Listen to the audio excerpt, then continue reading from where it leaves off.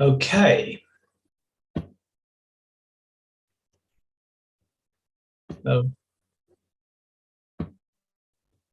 Welcome everyone.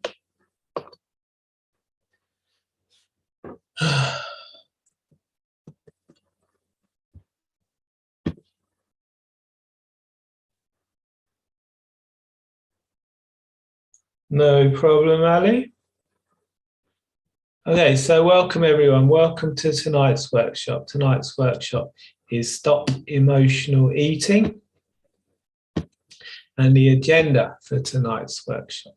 We're going to talk about impulse control and what causes issues with impulse control, how impulse control issues may be affecting you. And then we're going to talk about what we can do to improve impulse control and stop emotional eating. So I'm going to talk a little bit about cognitive behavioral therapy and mindfulness.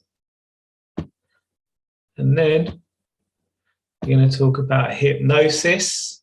We're going to talk about neuroplasticity and hypnosis. It was about what hypnosis is and how it can help with emotional eating. Then we're going to have a short hypnotherapy session or guided meditation. At the end, you can ask me any questions or give me any comments with regards to the workshop. Starting on the 14th of May, I have a 4-week inner child program. Absolutely, hypnosis works from recordings, yes. A 4-week inner child program, which is starting on the 14th of May. I'll tell you a little bit about that as we go through this workshop. So what is impulse control? So impulse control issues are common, and they're very common for people that grow up with dysfunction. Some estimates say that's around 80% of people grow up with a dysfunctional family. It doesn't have to be extreme dysfunction. It could just be a lot of arguing. The child has no boundaries. They see everything as them pushed out until about the age of 3, when they start to individualize, start to see themselves as an individual. Until that point, you were a we before you became an I. So also, society in general tells us that emotions are bad, that it's bad to feel anxious, or it's bad to feel depressed. All emotions serve a purpose. They're trying to tell us something. If it's, anxiety, it's part of the fight or flight response. The symptoms you experience with anxiety, such as the increased heart rate, gets the blood pumping around your body, gets the blood to your muscles so that you can either fight or run away. Depressed feelings can let you know that something's wrong in your life, that you need to make some changes. If you never felt anxious or depressed, there'd be something wrong with you. So impulse control and the desire to suppress our emotions comes from being shamed out of these emotions. As I said previously, if a child grows up with dysfunction, they're going to internalize that. They're going to feel like there's something wrong with them. It's going to cause toxic shame. And this toxic shame is going to become connected to emotions. And then when you experience those emotions, the toxic shame is going to come up. You're going to feel the need to suppress it. This could be through eating. Eating and food is the most common substance that people use to suppress their emotions. Some people, may turn to drugs or alcohol, gambling as a way to suppress these emotions, suppress this toxic shame, and others may act out, become narcissistic or abusive. So impulse regulation ranges from either over control or under control. So people with healthy personalities fall somewhere in the middle between these two extremes. Ideally, you want a healthy balance between over control and under control. So on the one hand, you need to be able to control your impulses. You need to be able to take a step back and consider an action before acting on an impulse. And then, having considered the consequences, you can decide how to act accordingly.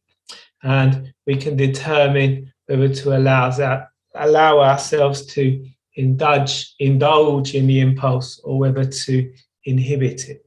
And inhibition of certain impulses can lead us to behave in ways that are both responsible and socially acceptable. But people with who feel the need to, control everything, to always be in control, that can cause all kinds of neurosis and issues with trying to take too much control. People with extreme impulse control issues may become pyromaniacs, kleptomaniacs. They may struggle to control their emotions, have violent outbursts, and this is going to cause issues with relationships, work. And it's estimated that around 10% of people suffer with some kind of impulse control disorder. So when the lockdown was, occurring, many people were suffering with impulse control issues. Many people were buying things they didn't need, going online shopping and buying all sorts of stuff from Amazon. Substance abuse and emotional eating both rose. And a Chinese study found that people with higher levels of self-control were more resilient to mental health issues during the pandemic. So, do you over or under control your impulses? Let me know in the chat box.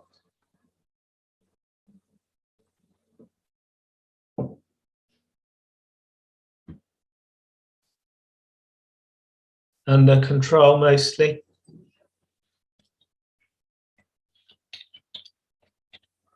Guessing most people would under control their impulses because they're on this workshop for emotional eating. So under control, yeah. Varies on events, absolutely.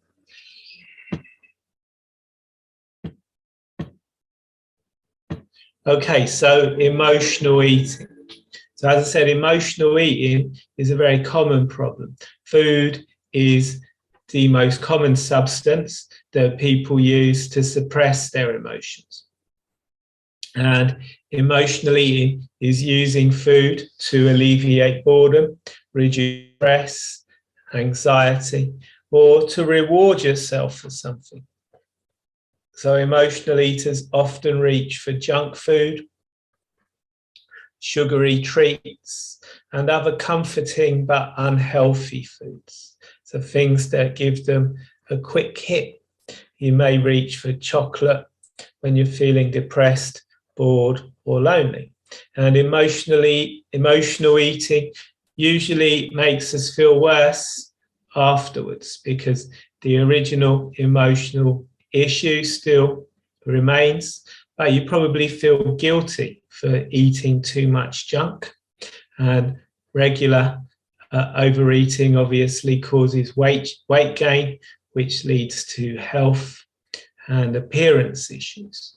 And relying on food or substances from connecting with our emotions is very unhealthy, because you need to feel to heal. And if you're suppressing your emotions, you're not learning what they're trying to tell you and finding healthier ways to deal with them. As I said, no emotions are bad. We feel them for a purpose. We need emotions for a purpose. Anxiety can help us get out of dangerous situations. Anger is the first emotion that most children are shamed out of. And without anger, they take on more and more toxic shame. They're unable to defend their boundaries. They become people pleasers, codependent. So it's trying to suppress our emotions. It's trying to fight against our emotions that causes problems. And what resists not only persists, but grows stronger, said Carl Jung. So the more you try and fight an emotion, the stronger it's going to become.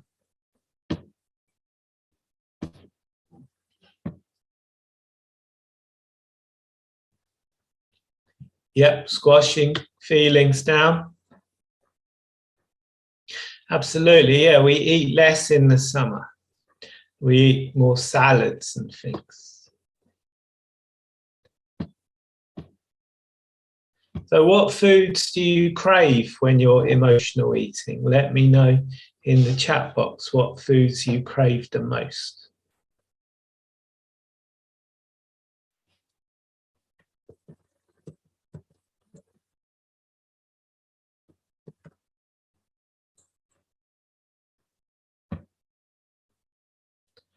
Ice cream or carbs, yeah.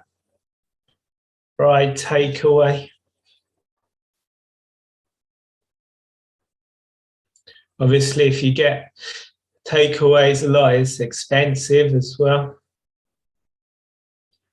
To feel uncomfortably full. Sweets, ice creams, crisps, chocolate. Deliveroo, again, Deliveroo, going to be very expensive.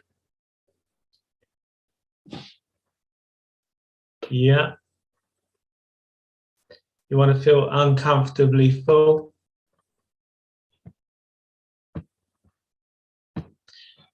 Okay, so how to tell if you're an emotional eater, how to tell when you're eating emotionally.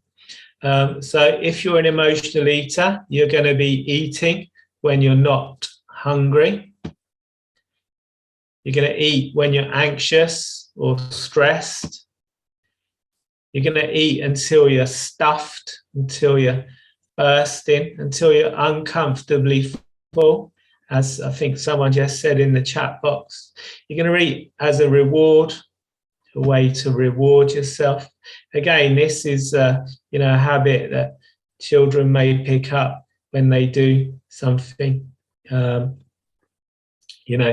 good for their parents, or when they achieve something, the parents may reward them with a chocolate bar or an ice cream. And so, you take that on as an adult and you learn to reward yourself that way as an adult. Eating to feel safe. And do you feel out of control around food? Do you feel like if it's there, you have to eat it?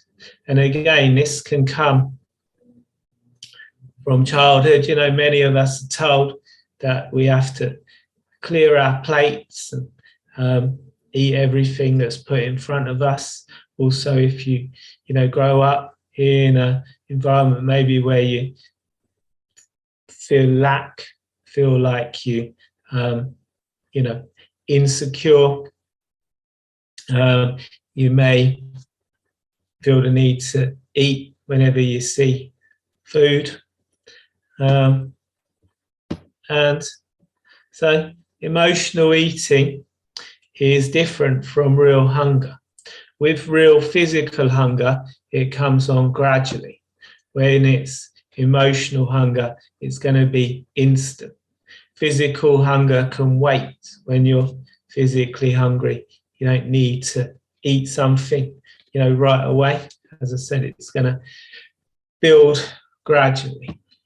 With physical hunger, all types of food are going to be appealing. So even like healthy food, like salads and vegetables and things are going to be appealing. With emotional eating, sugary things, junk foods, fried foods are going to be appealing. Physical hunger stops when you've had enough, when you're satiated. And eating for physical hunger doesn't make you feel guilty afterwards. So if you eat because you're physically hungry, you're not going to feel bad about it afterwards. So the emotional eating cycle. So many people, when they are in this emotional eating cycle, they're going to be triggered by something. So they're going to, as I said, something may trigger them. It could be something, as I said previously, with regards to toxic shame, suppression of the emotions.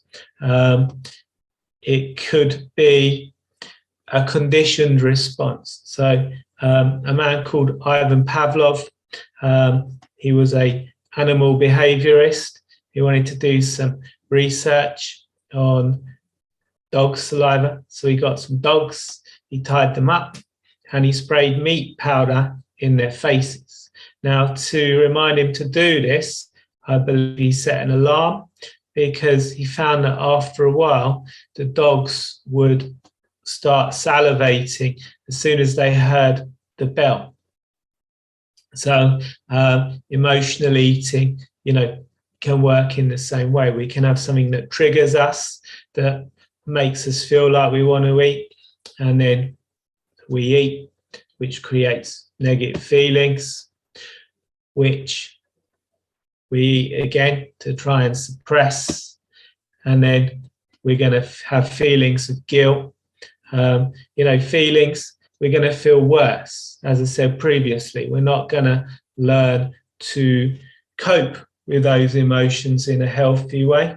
We're going to, the more we repeat the cycle, the stronger the cycle becomes. The more you do something, the stronger the neural pathways in your brain become.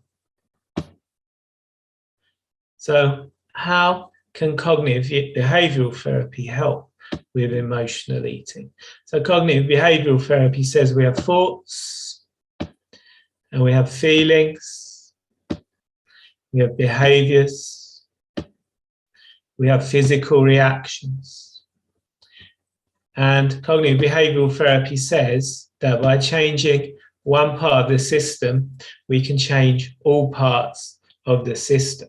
So you may have a negative thought that makes you feel anxious, that causes you to want to eat, which then, has the physical reaction of putting on weight. But if you change the behavior, so if when you have that thought, you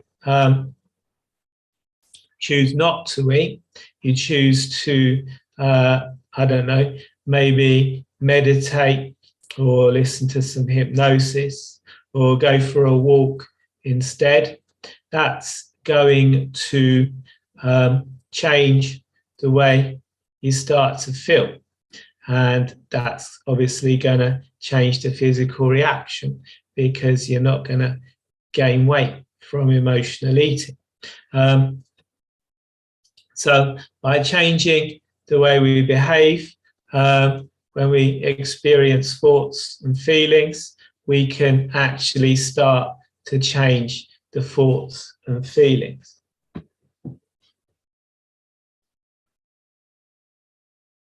You find it difficult to identify feelings?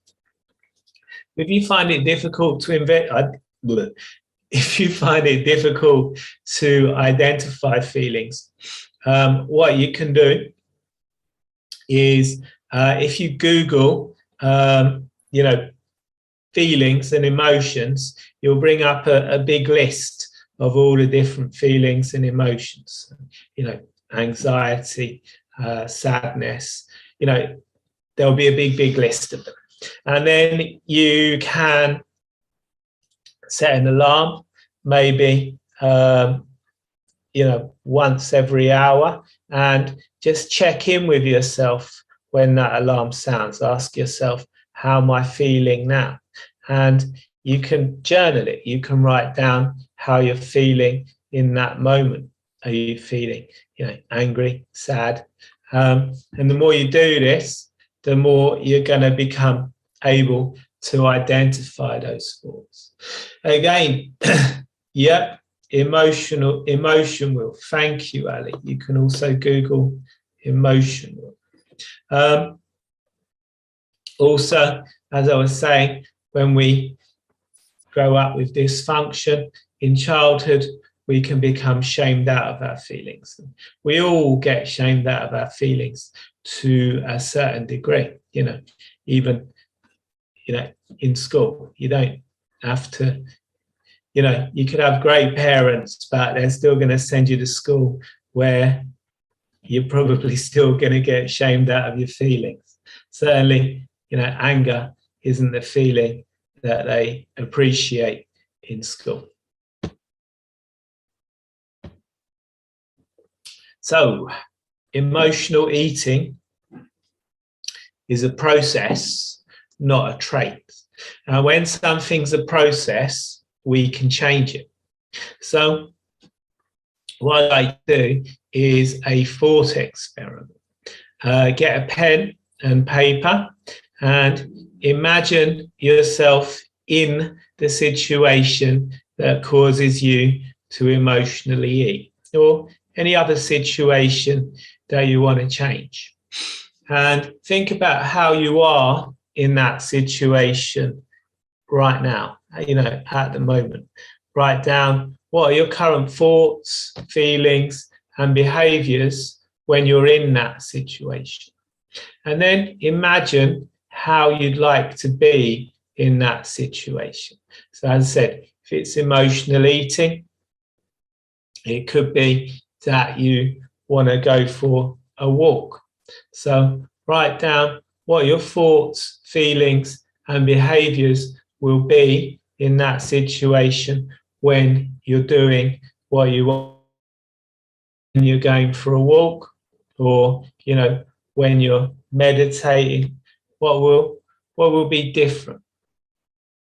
And by doing that, you'll see that it's a process. So as I showed you previously, your thoughts create feelings, which create behaviors. So by changing any of that cycle, we can change the way we react to it. We can change the thoughts and feelings we're experiencing in that cycle. Does anyone have any questions for me with regards to that?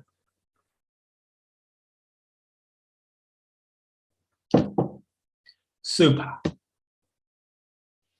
Okay, so feelings come from you. No one can cause you to feel anything, and you can't cause anyone else to feel anything. The feelings are coming from you. So as I was saying just now about getting in touch with your emotions, write down your core emotions. So happy, sad, angry, anxious, and then look for more specific feelings within these emotions. So if you're anxious, why are you anxious? Is it because you're scared of something?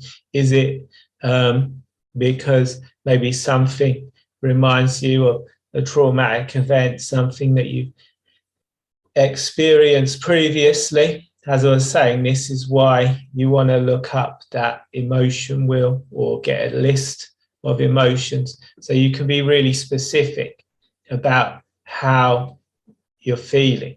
And then ask yourself, is this feeling appropriate? Is this feeling appropriate right now? What's this feeling trying to tell me right now? If it's anxiety, what's the danger right now? What am I afraid of at this moment? And what's the evidence that the feeling is appropriate?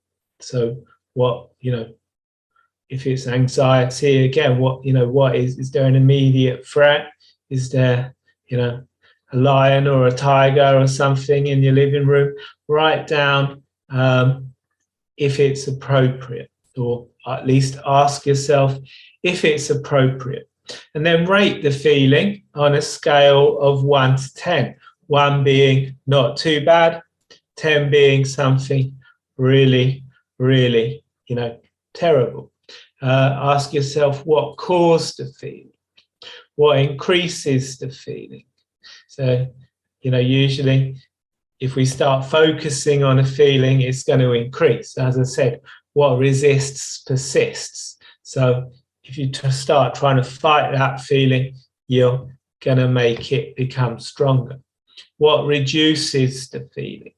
And what thoughts relate to the feeling? So if you're feeling anxious, what thoughts are happening in your mind? Become aware of the thoughts that are going through your mind when you're experiencing that feeling. Can I repeat? Okay, this slide or the last slide? So the last slide was the process, not a trait exercise, a thought experiment. So imagine a situation you want to change. How are you now in that situation? What are your current thoughts, feelings, and behaviors in that situation? How would you like to be in that situation?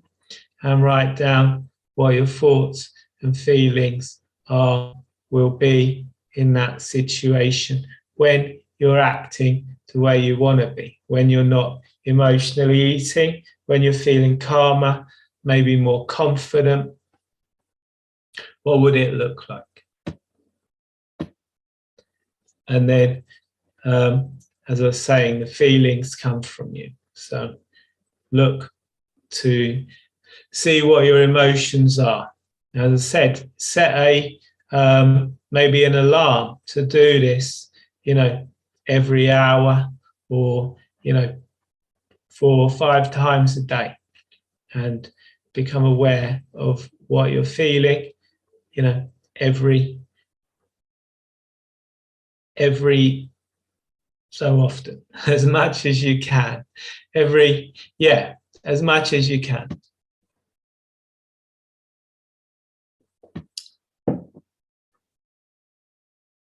Yep, like meditation does. Now we're on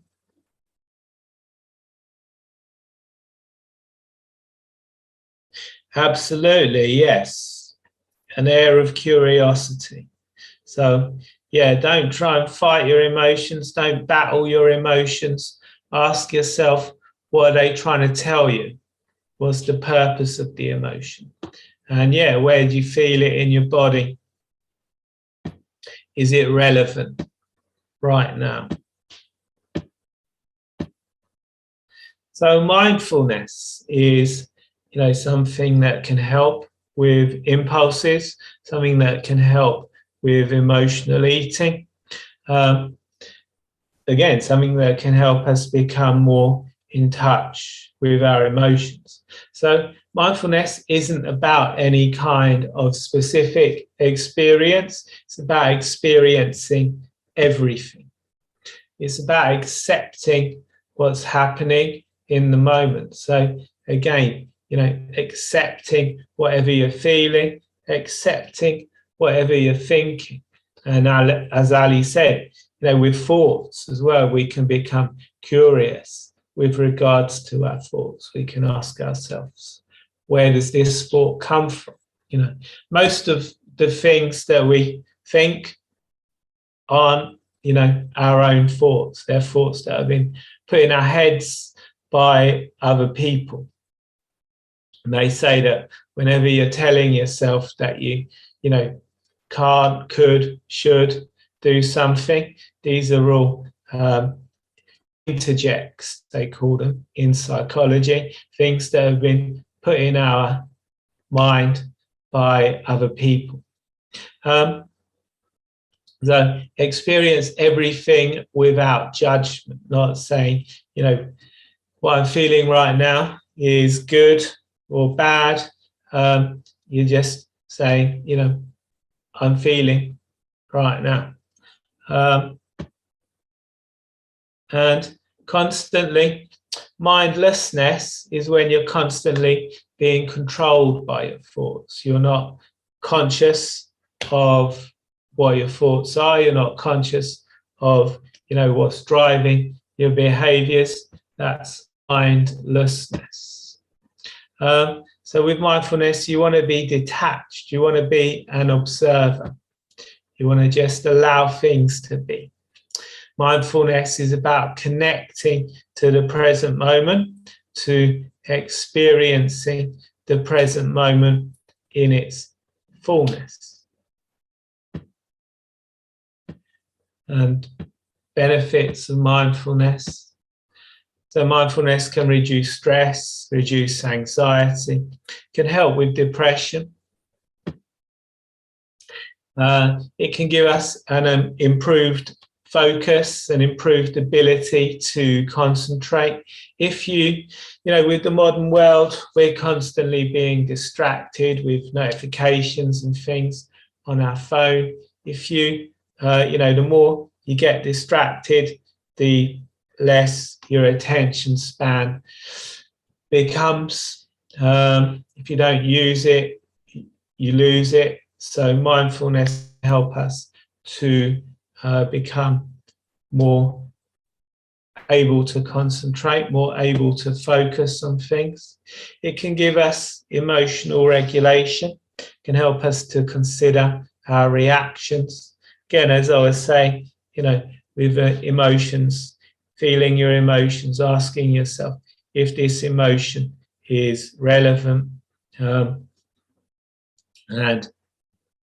yeah, empathy, have more empathy and understanding for others, and better health, reduced heart disease, lower pain, lower blood pressure, and obviously because you won't be so controlled by your emotions, you won't be eating to suppress your emotions, you'll have lower weight as well.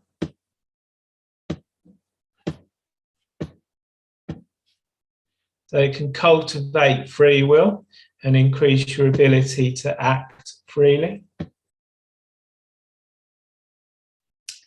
Mindfulness enables us to be at cause as opposed to being at effect. So I said previously, if you don't use it, you lose it. Yeah, the last slide.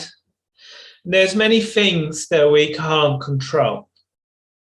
You know, we can't control,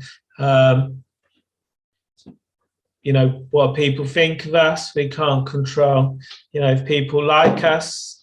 We can't even control if we wake up in the mornings. So the only thing that we can control is our reactions to situations. So by becoming mindful, you can react. As I said, you know, you can ask yourself, is this appropriate right now? You know, what would be the appropriate to react to this? So you become in control of how you're reacting to things. You're also about giving up control, becoming less attached to outcomes. So again, when we're, really attached to an outcome, we can kind of push it away. When we are less attached to an outcome, when we're more kind of playful, more, relaxed about things, we generally tend to find things run more smoothly. I think the saying is less haste, more speed. So, if you're trying to do something in haste, you're maybe not going to get the best outcome. Because if you just relax and do something, you get a better outcome. You can notice your habits and you can change unwanted behaviors. So you asked me to put up the last slide again.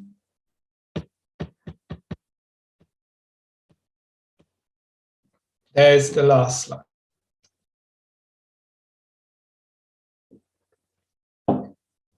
Does anyone have any questions with regards to anything I've covered so far?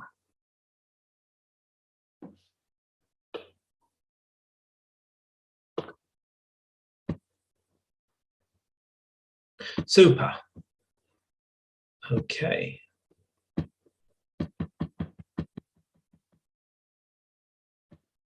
So to increase mindfulness, we can do meditation. We can,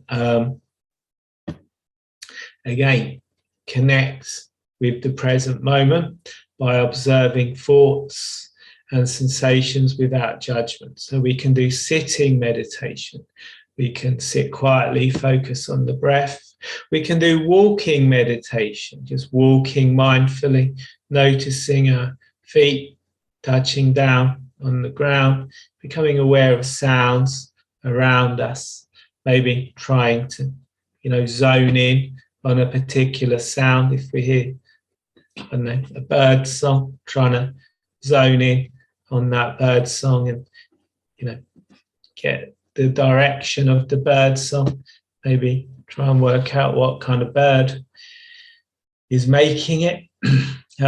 We can do body scan meditation, which is very helpful for relaxation, very helpful to go to sleep at night. Urge surfing. So again, noticing cravings and emotions and allowing them to pass. So everything passes, nothing's permanent. And just noticing that everything passes when we observe it.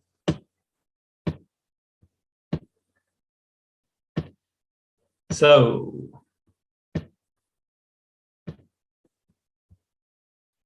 emotional freedom technique is something else we can do. I'm not going to show a whole EFT sequence. I do have EFT in other videos on my YouTube channel, there's lots of EFT videos on YouTube. But EFT stands for Emotional Freedom Technique. It's based on the principle of Chinese medicine. The Chinese believe in qi energy, and they believe that qi energy is life force energy. They believe if this energy is blocked, it creates bad feelings. So by tapping on around the body, we can start to unblock that energy and improve those feelings. So one meridian point is on the side of the hand, and you can just rub that point and you'll notice that you start to relax. So when you start, maybe, if you feel like eating, maybe rubbing that point and notice yourself relaxing, maybe noticing the urge to eat is reduced. Another point is between the little finger and the ring finger, just between the tendons there. That's called the Gamut Point, and you can rub that point again, rubbing that point, you should start to notice yourself feeling more relaxed, more at ease. So as I was saying, starting on the 14th of May, I have the 4-week Inner Child program, which is going to be all about reconnecting with the inner child, making the inner child feel safe, making the inner child feel secure, reconnecting with emotions, and giving yourselves self-love and self-acceptance. Again, when we're children, many of us don't receive unconditional love, unconditional acceptance. As I said previously, we become shamed out of our emotions. So it's a 4-week program starting on the 14th of May at 7 p.m. British Summer Time. It consists of 4 group coaching sessions. All the sessions are recorded, so if you miss a session, you can download it, watch it back at a later date. Facebook group where I've put lots of content. I've also just uploaded a zip folder because I keep getting people telling me they don't have social media, and is there some other way that they can, get the content that's in the Facebook group without joining Facebook? And so for those people, I've just uploaded the videos into zip files, so you can download them from there if you wish. Weekly exercises and a workbook. We're going to be looking to integrate all ages of the inner child, from infant to adolescent. Doing this kind of work can reduce anxiety, increase self-esteem, confidence, obviously control impulses, reconnect with emotions, release that toxic shame, and make yourself, feel loved, feel accepted. So some feedback from people that have done the program previously. And you can see lots more feedback all the way down the page. So again, as I was saying, the link for that is in the chat box. Okay, so now we come to the hypnosis part of the workshop. So your mind can't tell the difference between a real or an imagined event. So just by imagining yourself the way you want to be, you can actually start to create new neural pathways in the brain. And the more you imagine yourself that way, the stronger those neural pathways become. So what I'd like you to do is to get an idea of, what you'll look like, how things will be different when you're not emotional eating. If you want to share that with me in the chat box, if you want to share with us how you'll know things are different, how you'll know, what changes you'll notice when you're not emotionally eating, please do so.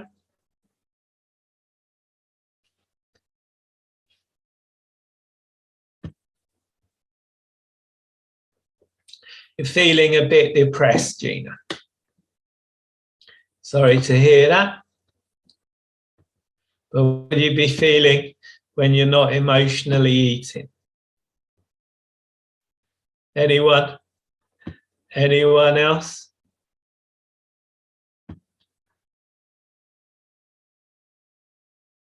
You want to hold up a picture? Sure.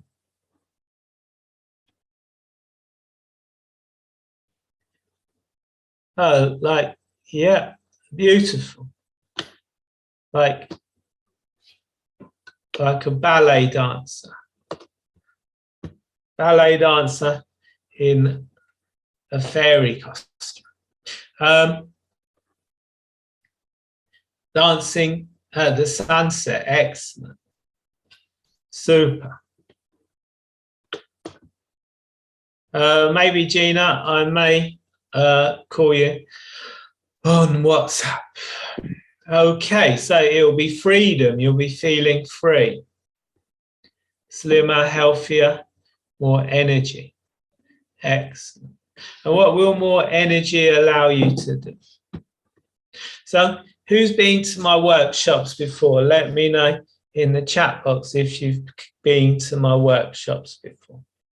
So now I'm going to do some exercises to show you the power of your unconscious mind. Be more productive, more optimistic. Excellent. Yep. Feel shame at eating.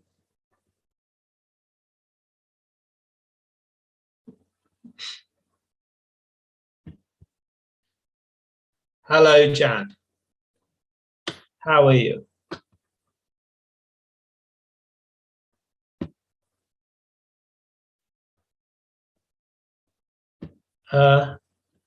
Excellent. You feel in control. Thank you, Gina. Gina's done the Inner Child course and she said it's amazing in the chat box. More productive, more optimistic. Absolutely. So, okay, so some exercises to show you the power of your unconscious. So what I'd like you to do is to take a deep breath in. And when you breathe in, you want to breathe all the way down into your stomach, noticing your stomach rising as you're breathing in, falling as you breathe out. And then hold your hands out in front of you, like so. Keep your right hand with your palm facing down. Turn your left hand with your palm facing up. Taking a deep breath in. And then as you breathe out, allowing your eyes to close. With your eyes closed, I'd like you to just imagine that in your left hand, we've placed some heavy books. And those heavy books are weighing down on your left hand. To your right hand, we've tied some helium balloons. And those helium balloons are rising up, taking that right hand with them. So your left hand is lowering down and your right hand is rising up. Just imagine that now. Your left hand lowering down and your right hand rising up. Just imagine. Only imagine that now. And then leaving those hands where they are, open your eyes and notice the difference between those hands. If you notice the difference between those hands, let me know in the chat box.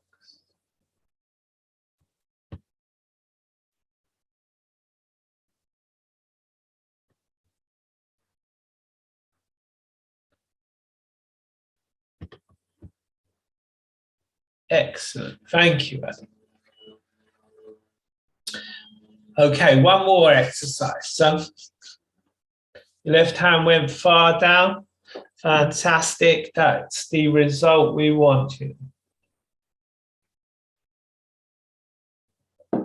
So one more exercise, rubbing your hands together, building some energy between those hands, and then holding them out in front of you, about in line with your face.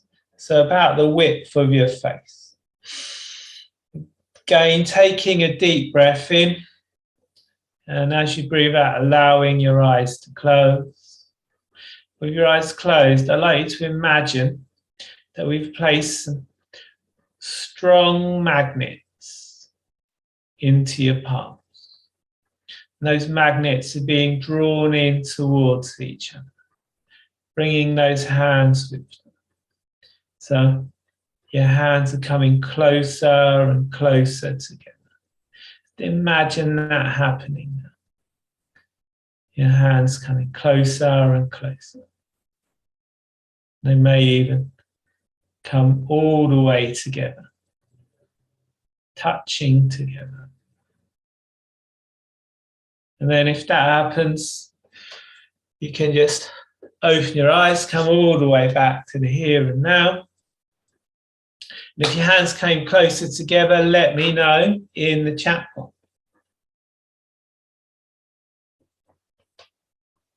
Yes, excellent. This is the power of your unconscious mind. This is the power of imagination. So we're now going to do a little hypnosis session. So make yourselves comfortable. And again, hypnosis isn't something that I do to you, something that I do with you, something that I do with your cooperation. So as long as you listen to the sound of my voice, follow along with my instructions, you have no problem going into hypnosis. So once you're comfortable, I'd like you to start off today. We're going to start off with our eyes open. And I'd like you to find a point out on the wall or ceiling in front of you. It could be the point where the wall meets the ceiling. Just allow your eyes to focus on that point. With your eyes focusing on that point, you can continue breathing deeply. And at some point, those eyes are going to want to shut down, but not yet. Right now, I'd like you to just keep looking at that point. And maybe you can notice those eyelids becoming heavier and heavier. Maybe you can imagine it's almost as though there's a tiny weight attached to those eyelids, pulling them down. Those eyelids wanting to close down, but not yet. I'd like you to just continue looking at that point. Yes. Noticing those eyelids becoming heavier and heavier. Yes. Breathing deeply, all the way down into your stomach. Noticing the air flowing in through the tip of your nose. Yes, going all the way down into your mouth. And at some point, those eyelids, those eyes, they're going to close down as if all by themselves. Once that happens, you can allow even more relaxation to begin to flow. And you can imagine that relaxation spreading up into your forehead. All of the tiny muscles in your forehead are just flattening out, relaxing, releasing. That relaxation flows down into your cheeks, down into your jaw, going all the way down the back of your neck, into your shoulders.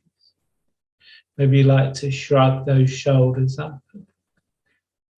Release them, letting go of any tension.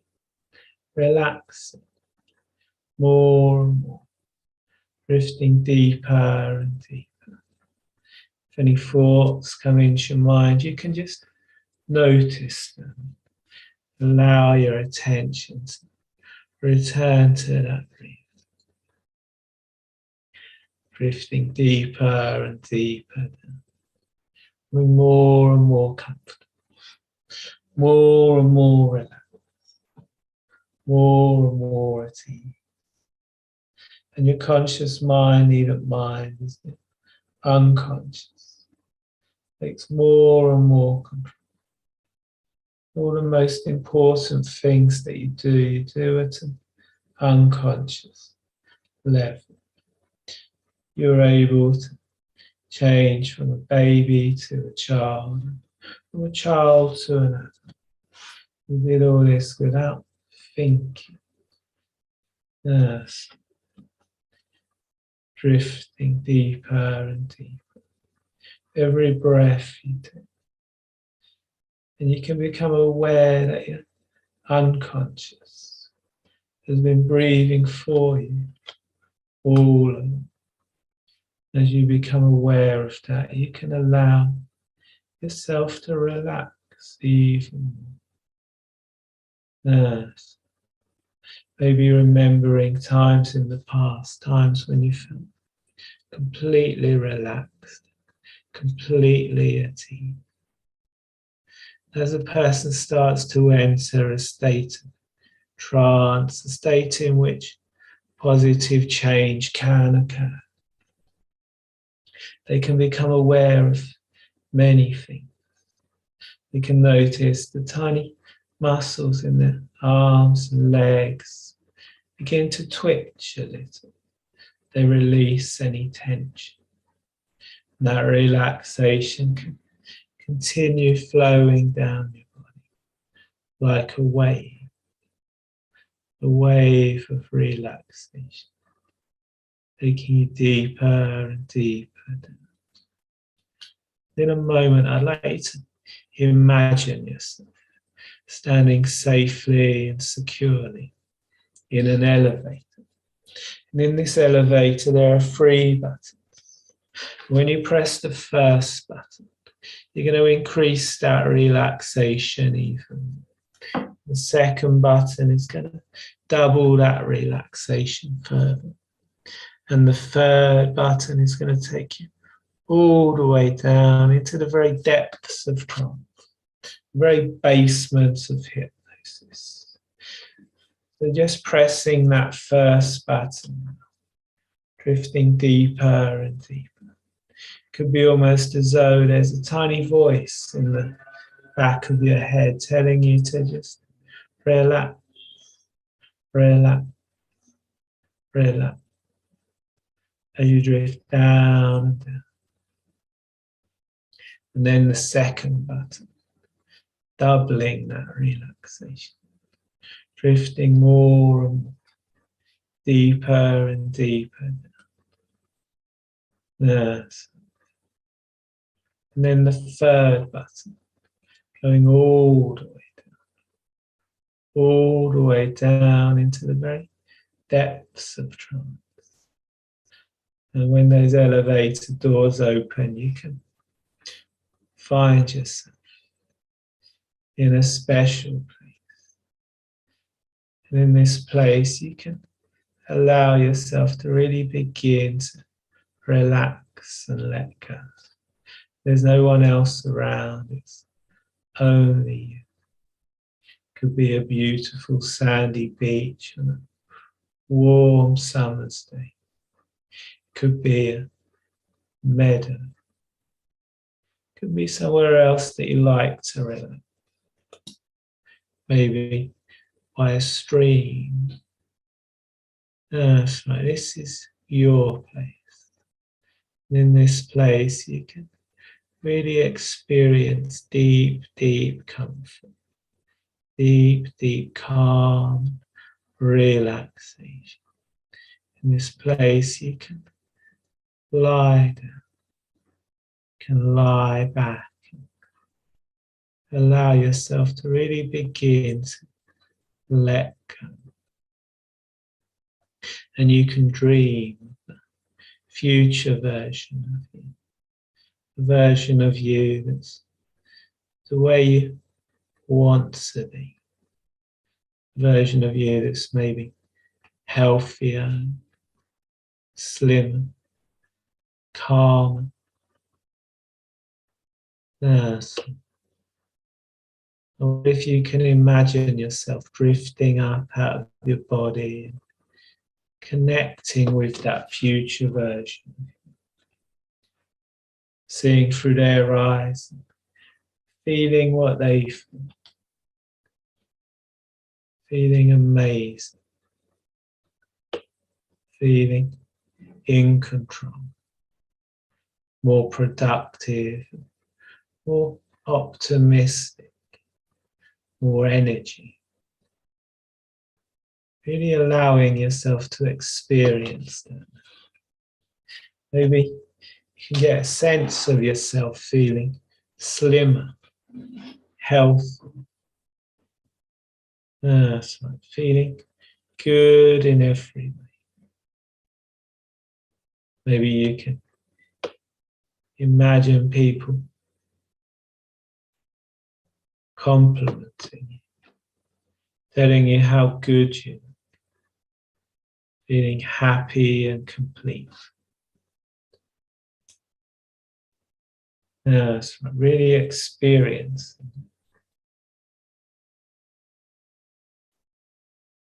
Yes. Maybe you can feel yourself feeling lighter and lighter, almost drifting away. You connect more and more with that future version of you, having changed those old habits. Yes. In a moment, I'm going to count from 1 to 5. And when I reach the number 5, you can come all the way back to the here and now, noticing how good you feel. As I begin counting, 1, allowing the feeling to return to your feet. Maybe you'd like to wiggle those toes. 2, that energy flowing up your body. 3, down your arms into your hands. 4, and on the next number, you can open your eyes, coming all the way back to the here and now, noticing how good you feel. 5, eyes open, wide awake, and maybe you'd like to stretch and yawn.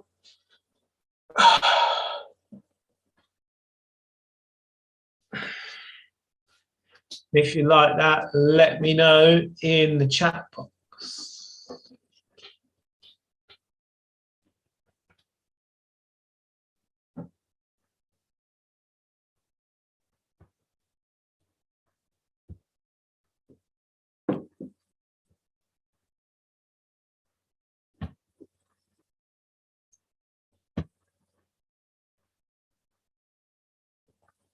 Thank you.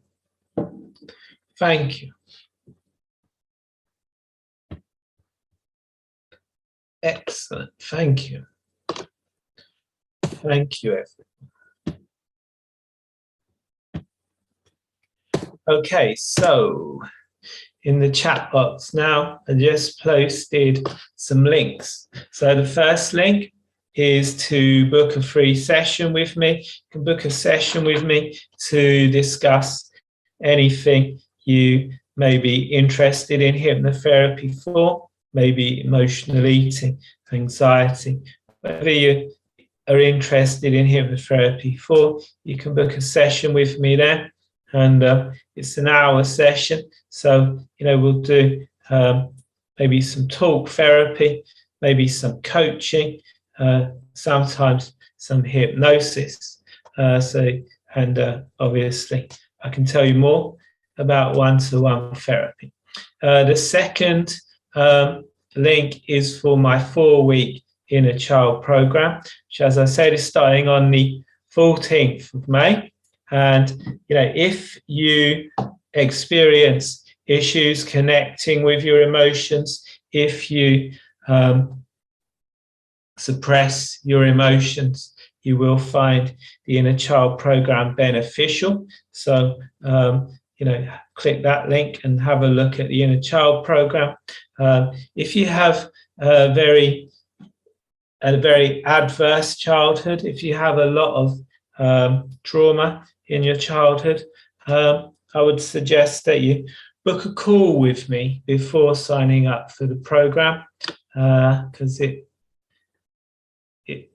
it'll definitely reconnect you with your emotions. So book a call with me if you're not sure about that. And then the third link is for my Facebook group.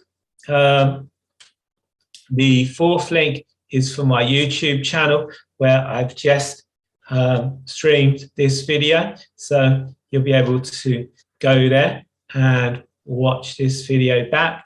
Also, if you subscribe to my YouTube channel, you'll see future workshops and things as I live stream them there. And the final link is to Eventbrite, where you can sign up for the 4-week inner child program there. And if you use the coupon code that I've put there, you'll get 50% off. Thank you, Gina. Glad to be of service. Does anyone have any questions? Anything you'd like to ask me? Anything you'd like to know?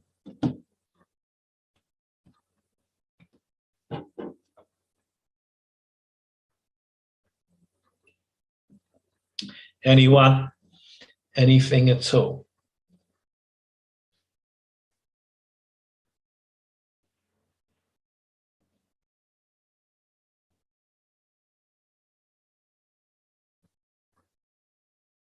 How can you find a CBT course? Well, there's lots of CBT courses. You can find them on, depends. Obviously, if you actually want to do it on other people, you probably want to do a psychotherapy course. Yeah.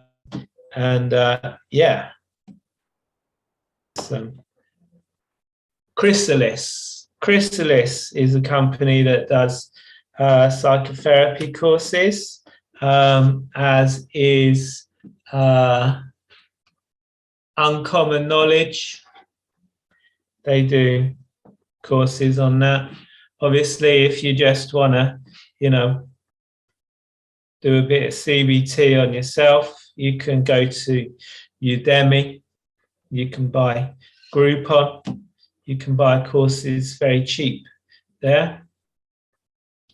They obviously won't, you probably won't be able to get insurance if you do that. Is it all online? Yes, the Inner Child program is all online, yes. It's all online. It's at 7 p.m. on Saturdays, 7 p.m. UK time. Any other questions?